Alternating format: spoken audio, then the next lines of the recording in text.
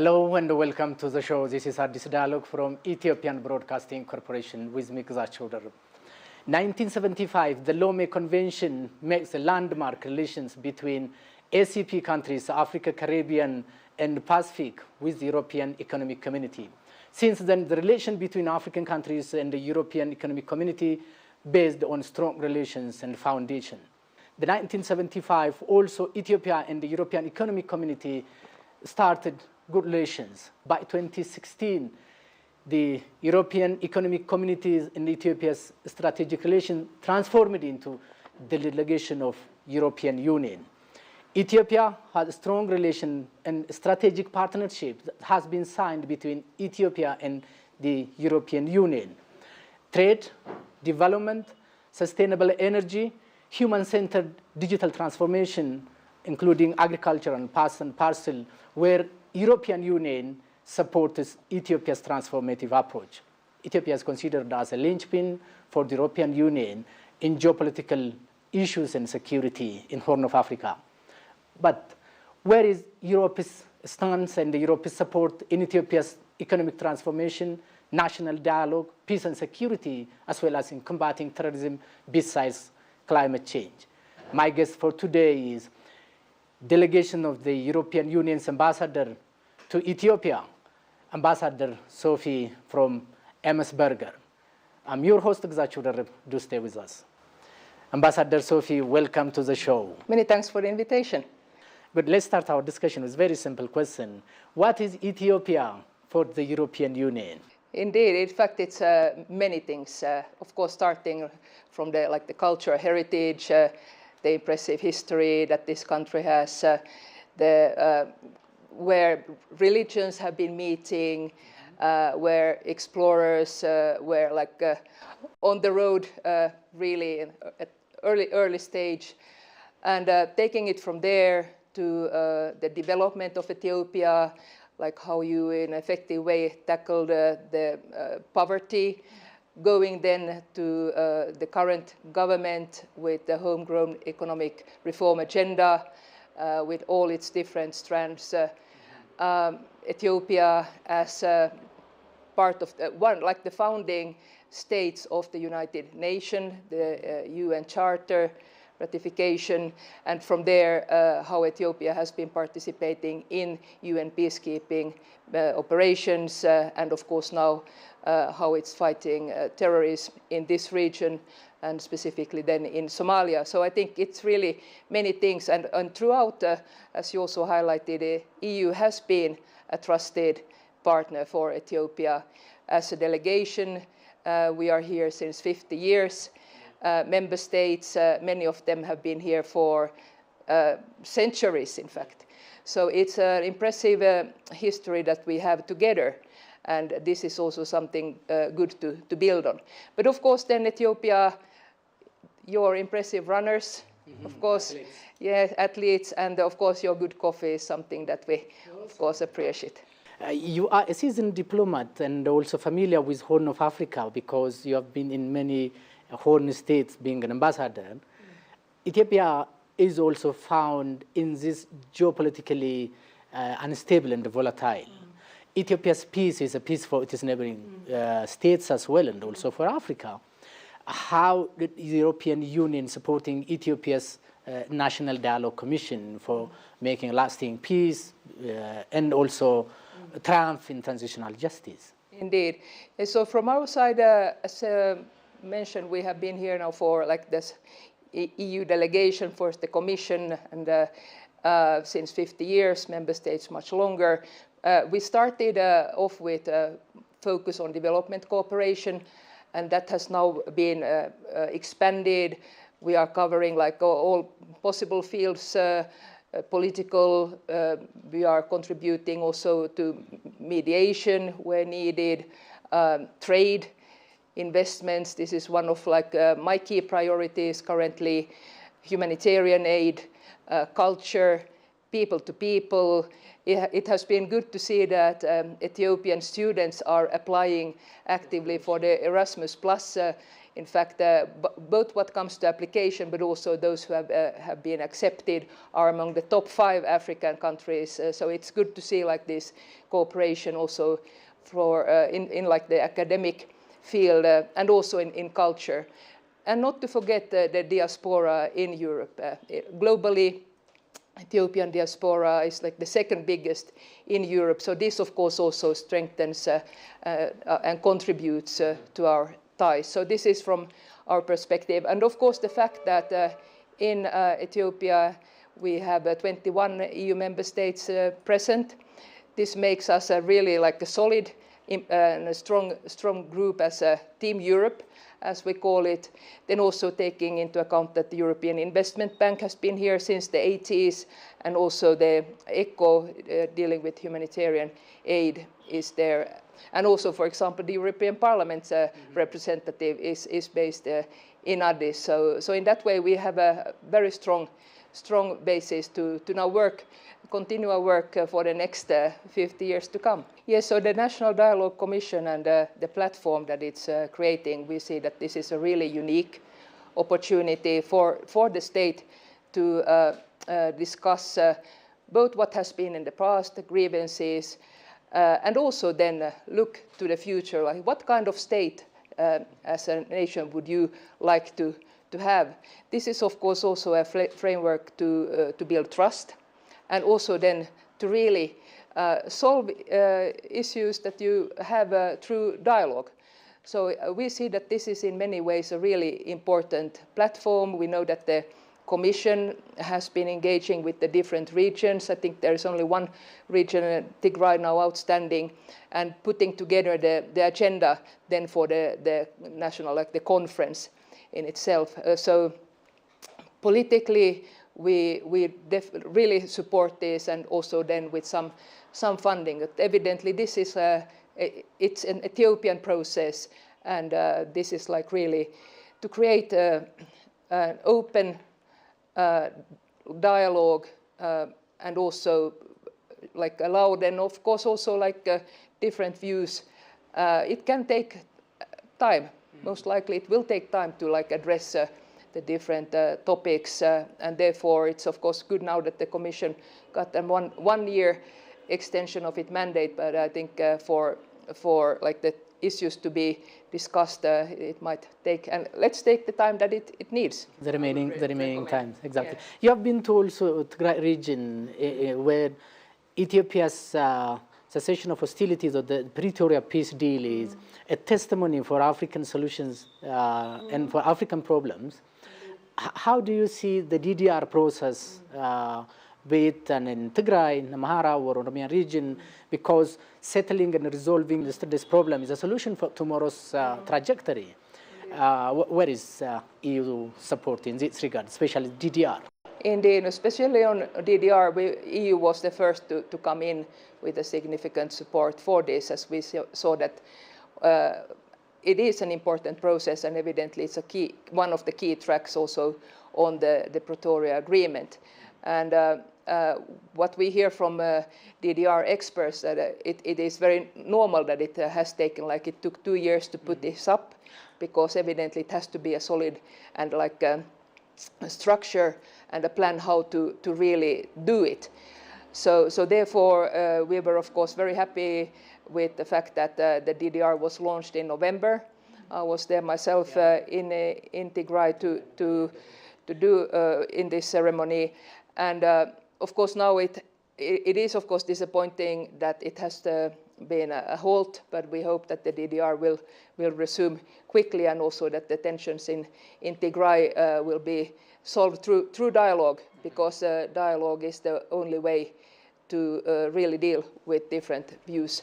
In the last 7 years, the Ethiopian government has embarked on multi-sectoral reforms before the previous trajectories, where peace, dialogue, transitional justice, all these are an element and ingredient for lasting peace and also for economic moving forward.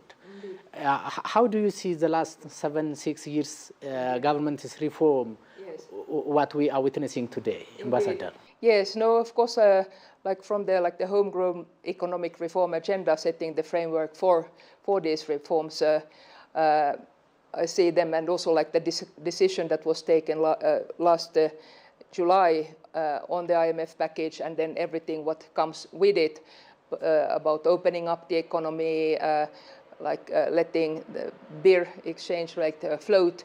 So I think these are really bold reforms, and also then to attract and open up for investments and companies, foreign companies, then to come and also get their profits then repatriated. So I think all these are really important steps taken, and something that also we as EU and member states we are supporting in different ways. Also, what comes then through capacity building, like on the foreign stock exchange or the stock exchange, that there also the capacity to then work and deal in this field. So, and that is one. On the political side, as you mentioned, different tracks on both the national dialogue, DDR, transitional justice, judicial reform. I think these are all important processes where also we are then supporting. It's of course your Ethiopia owned and driven. Ethiopia is the second populous country in Africa, close to 130 million population, and yet landlocked. Embarking this economic reform needs an economic oxygen or an outlet. If we take this issue to many European countries, there are many landlocked, but they have sea outlet and sea access. Indeed. We can take Hungary. Indeed. Is recently building a sea outlet, northern Italy, which showed solidarity of European states. How did Hungary reach this stage vis-a-vis the solid foundation and solidarity European states have?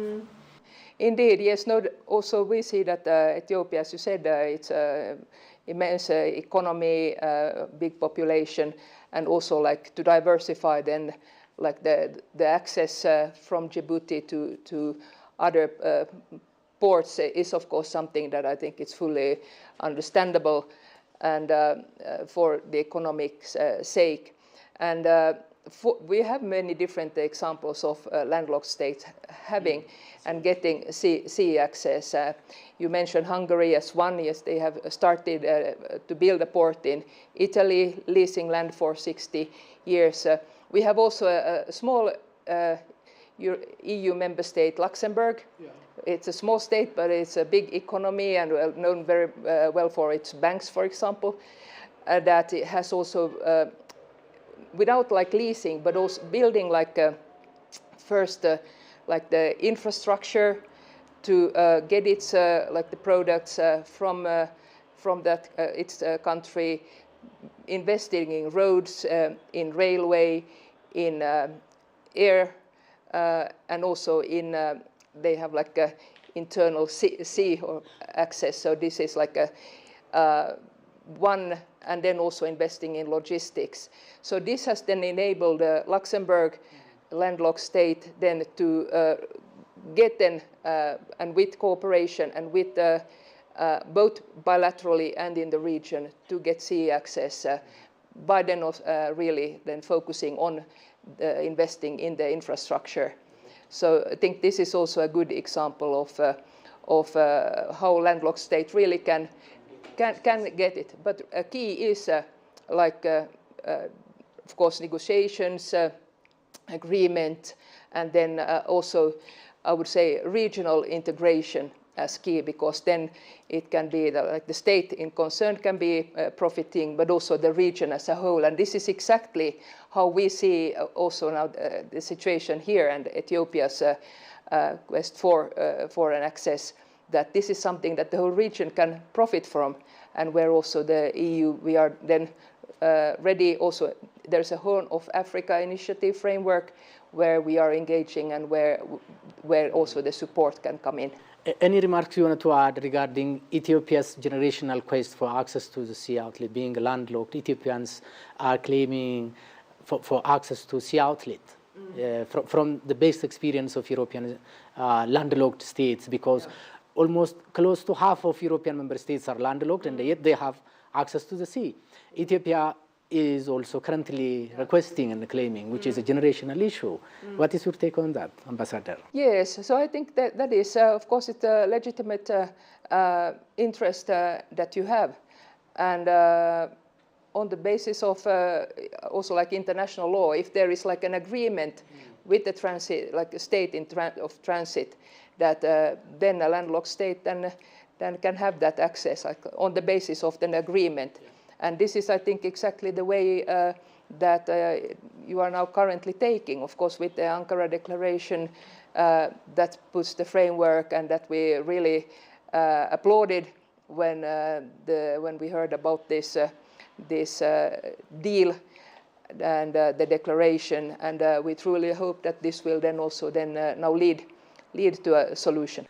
How do you see Ethiopia's role in fighting terrorism and combating radicalization, extreme radicalization as well?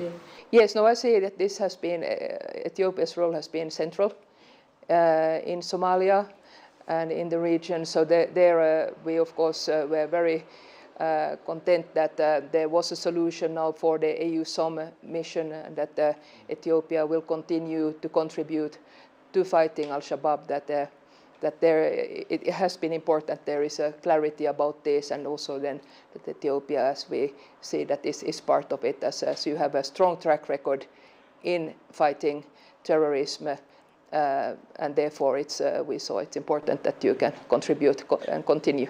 Any good practice Africans can learn from Ethiopia in combating terrorism and regional and continental peacekeeping, the track record that Ethiopians had, as you have already mentioned. Yeah. Any remarks you want to add for other African and non-African states to learn from Ethiopia's best practice? Well, of course, then the commitment to deliver, and really, like, I think that is one. And of course, you have a very strong and long track record starting from the 50s, where you were participating in the UN mission in Korea, and taking it from there. And that, what I understand, is that also Ethiopian women soldiers are part of this. So it's like to have also like the women participation in these operations and in your defense forces is something that I think it's important as well.